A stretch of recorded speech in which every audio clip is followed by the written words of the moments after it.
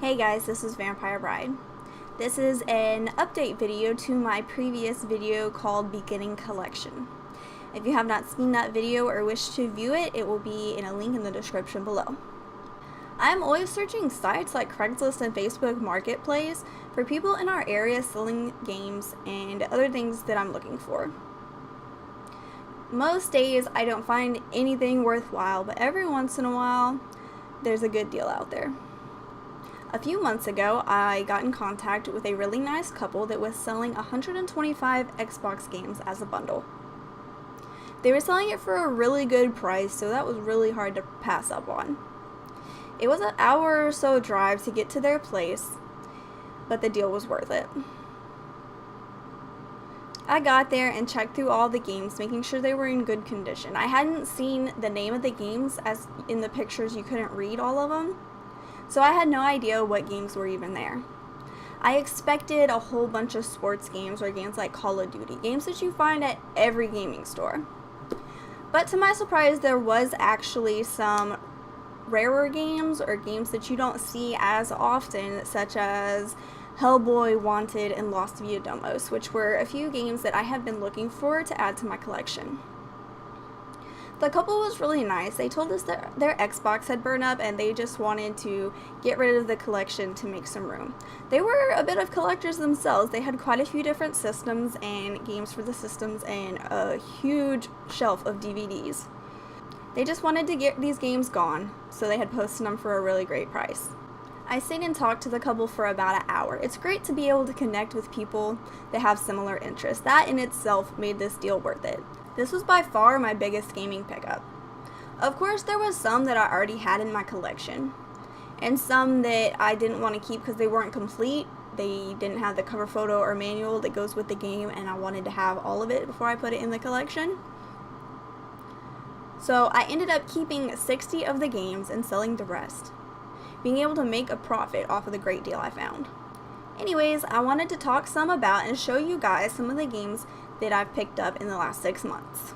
I had a bunch of PS1 games given to me by a friend as he didn't play them anymore, and also picked up some with the PlayStation 1 bundle.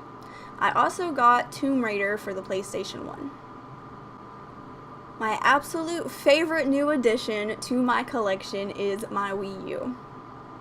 I plan on doing a whole video about it later, talking about my likes and dislikes about it, but for right now, what I'll say is overall I love the system and I love the games on it that I've tried so far, including Yoshi's Woolly World, which is a absolutely amazing game, DuckTales Remastered, Bayonetta, Mario Maker, and quite a few others.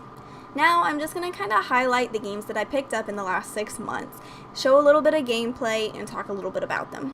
The first game I have is Eternal Sonata, a super beautiful, super detailed, and colorful game. The beautiful cover caught my attention right away, and I had never seen it before. I haven't played too far into it, but as far as I can tell, the combat isn't too great, but the story sucks you in right away. Next is Devil May Cry 4 Collector's Edition. I haven't played it yet, but for those of y'all who saw my original collection video, you know that I love adding steelbooks to my collection.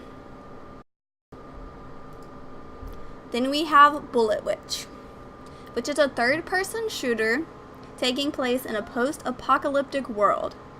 You play as the witch Alicia and can attack demons using magic or your gun rod.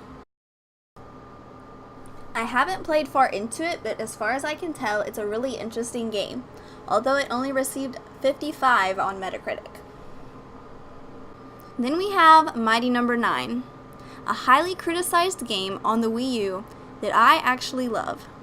You play as the little robot, Mighty Number 9, and save the area from all other robots.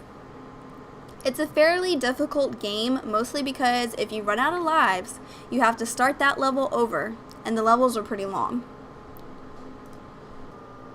Next we have Cuphead, the beautifully old movie grain art-styled game, hated by many because of its difficulty. This game is great to play for about 20 minutes at a time, then I usually have to put it down before I get too frustrated. The music in this game is very fitting for the art style. and makes you want to continue playing. In the upcoming months, my plans include some more tech videos, including one about a racing wheel that I picked up recently, continuing my series on movies and TV shows turned into games, and also starting another series, but I'm going to keep that one mostly quiet for now. I also picked up a Mass Effect Omniblade, because how cool is that? And a little Mass Effect Andromeda Sarah Ryder figure, along with the beautiful Golden Edition MSI GTX 980 Ti.